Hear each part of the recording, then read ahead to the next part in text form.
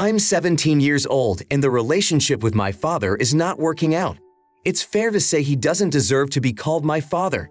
Yes, he is my biological father. However, he has never been a father to me in the real sense of the word. When I was growing up, he preferred the company of his friends to the comfort of family. He went on vacations with his buddies, avoiding our family. He was never around for my birthdays. When my mom got sick, he didn't care. He was the last to know about her illness. His absence didn't change even after she died. He was confused, but he didn't change his behavior. Years later, he lost his job and began to depend on his parents for help.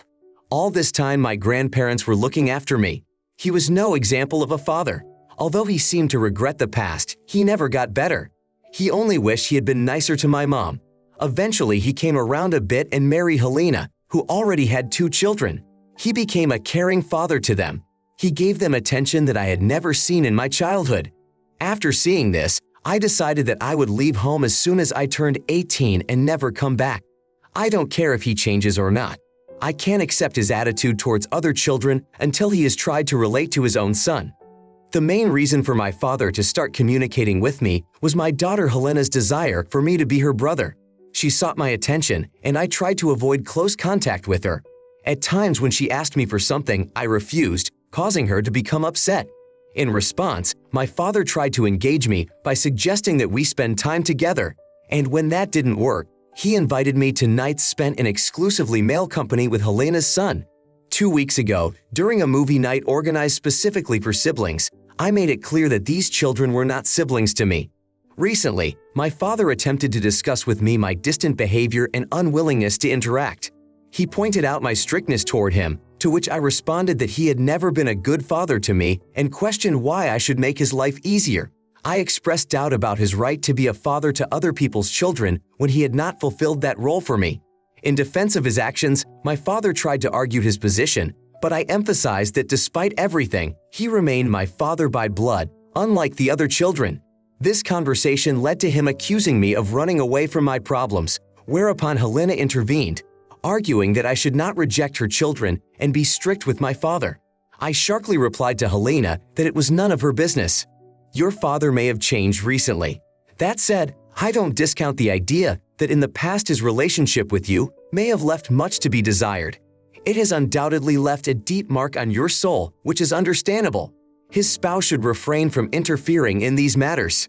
Helena should be asked a few questions. It is important to understand why she separated from the father of her children and why she is comfortable allowing a man who refused to raise his own child to spend time with her child.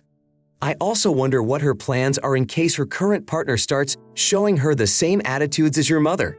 She seems like she has a right to mind your business, but it wouldn't hurt to also ask your father why he treats other people's children better than his own. I wouldn't do the same thing to them as I did to a man I consider only a donor.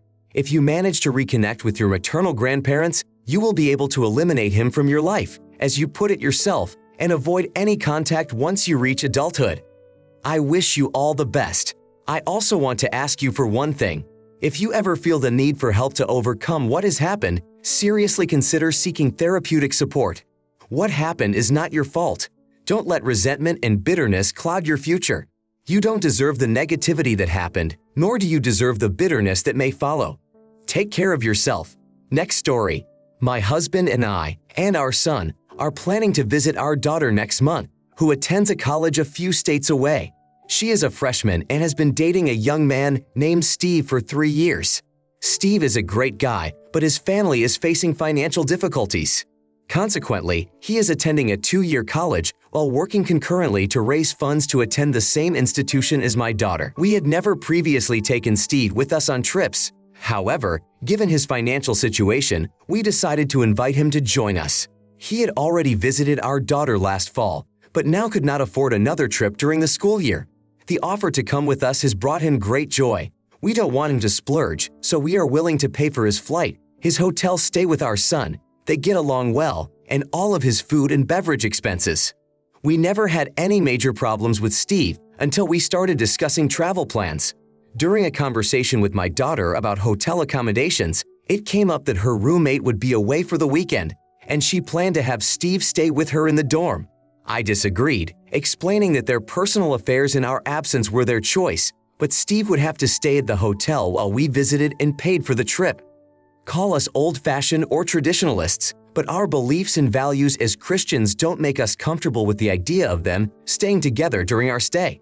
We consider ourselves generous enough in offering him to join us. When Steve learned of this decision, he called me to find out the reasons. After my explanation, he showed his displeasure, trying to argue his position from an adult perspective.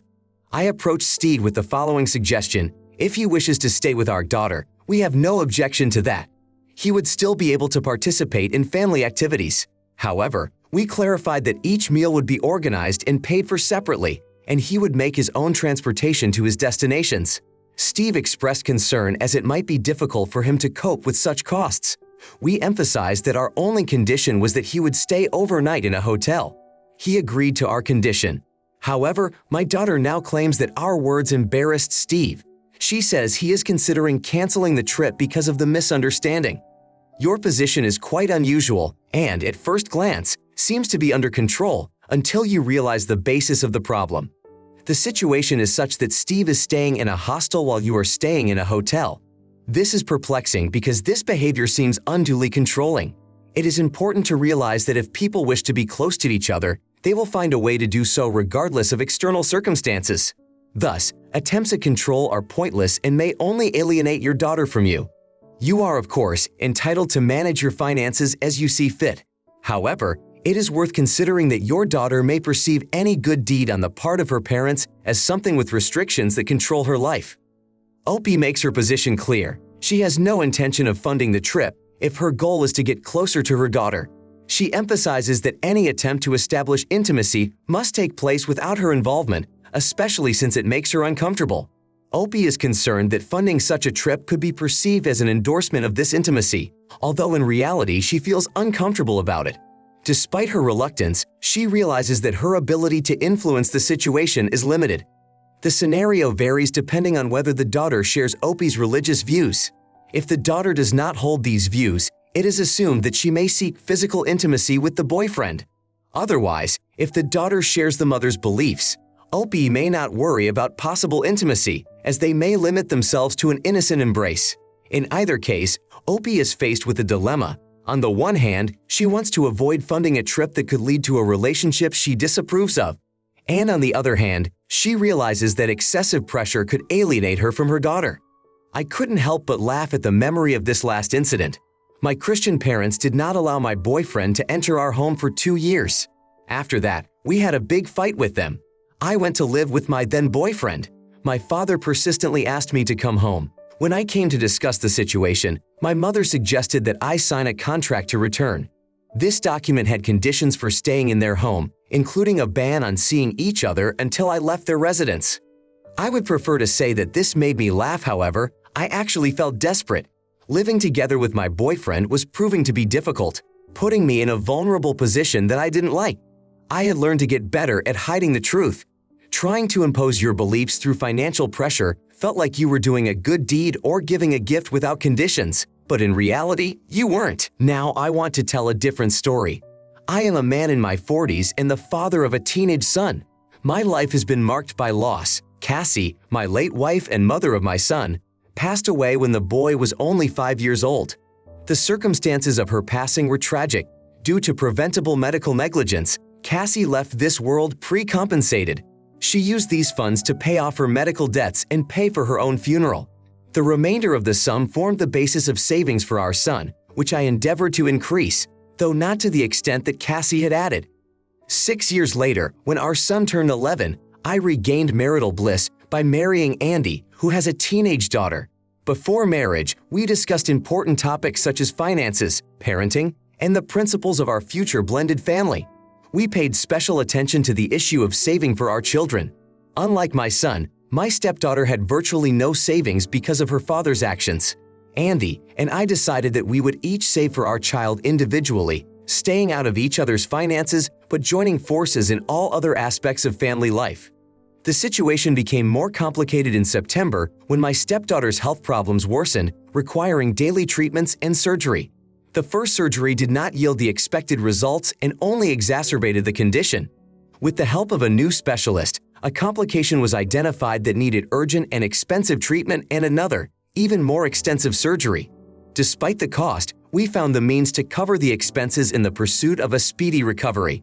At that point, Andy offered to ask my son to use his savings to cover the medical expenses.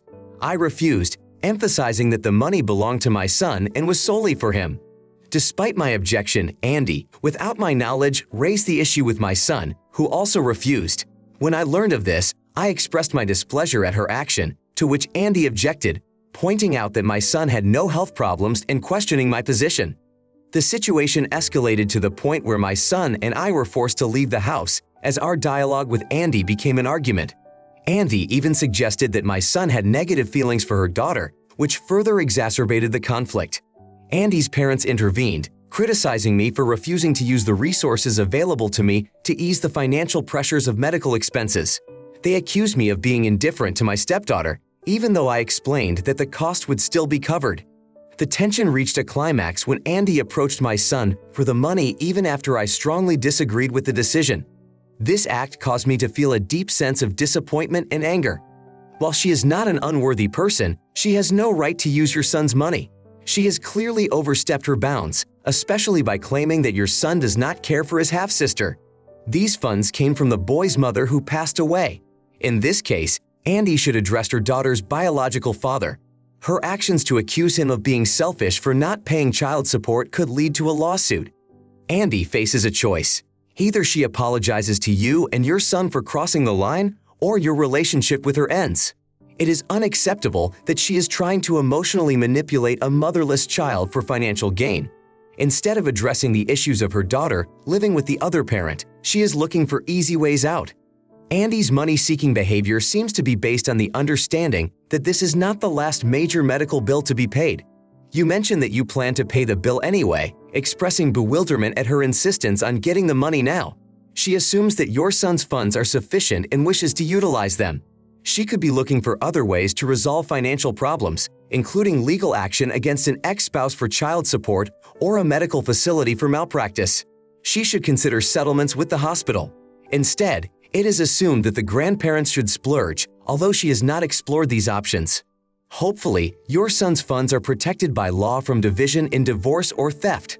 Contrary to the fact that inheritances are generally not included in the division of property in a divorce, the situation can become more complicated given that the funds were given to your son by his mother before her death. My next story. I, a 26-year-old woman, have not been in a romantic relationship for a long time. Since the end of my last relationship, finding a partner has not been a priority for me. While I enjoy spending time alone, my attitude is not shared by the rest of my family. My son-in-law is particularly attentive to my personal status. He is convinced that marriage is an integral part of every person's life. My son-in-law never misses an opportunity to arrange a date with me, believing that I am mismanaging my time. He tried to arrange meetings with different people. Some of them I agreed to meet, while I politely declined offers to meet others. The people I have had the opportunity to meet have been pleasant and respectful of my decision not to continue socializing. The problem is not with them, but with my lack of desire to pursue a relationship. However, my son-in-law feels that my arguments are not convincing enough. He continues to look for the perfect partner for me despite my objections. Recently, there was an incident where I was not notified of an upcoming date. It seems matchmaking has become a hobby for my son-in-law. Usually he at least formally asks my opinion before organizing a meeting, but this time it happened differently. We from both sides of the family were invited to a dinner that turned out to be anything but ordinary. The event I found myself, it was not of a formal nature. When my son-in-law introduced his friend to me, I didn't pay much attention to it. The guy seemed interesting, and the acquaintance with him was pleasant. However, soon his conversations with me became too personal. There was a slight suspicion that I might be on a date, but I wasn't entirely sure until late one evening when he mentioned that he preferred to build a friendship first before moving on to a romantic relationship. As the conversation continued, I realized that I was being tricked into a friendship that was supposed to develop into a romantic relationship. My brother-in-law seemed to want to test how I would react to such a situation. I told him that I thought his actions were odd. Our conversation ended there. That same night, I ran into my sister and brother-in-law. Although my sister knew nothing about what had happened, My brother-in-law believed that I should have given his friend a chance since we got along well. In his opinion, I shouldn't have made a big deal of it. The situation didn't end there. The friend remained unhappy with his son-in-law because of the failed date. Now the son-in-law wants to apologize for insulting his good intentions. My God, how much I dislike people like your son-in-law. He is not playing the role of your matchmaker. You are unconditionally allowed to live your own life as you wish as long as it does not harm others. You haven't found the right person for you yet, and that's totally fine. However, now that your family is trying to introduce you to someone new, you have to be extra careful because of their previous actions. I hope they take some time to reflect on the reasons for their difficulties. Your son-in-law is overstepping his bounds by being obsessed with your love life, which seems quite disturbing. I am intrigued to see if he has feelings for you. Perhaps he is trying to find you a boyfriend, hoping that will help him give up his fantasies and win you over. It's strange to see a married man so obsessed with another woman. Perhaps he feels threatened by an independent woman who doesn't need a man in her life. Your son-in-law should stay out of your personal affairs. Matchmaking is already a rather questionable practice, and ambush matchmaking is completely unacceptable. No, you are under no obligation to give him or any other man a chance. Now you have to wonder if you're going to be the victim of another setup, and there's no need to live in constant paranoia about it. Your son-in-law needs to get over his misogynistic attitude and give up the idea that a woman's highest goal is to have a man in her life.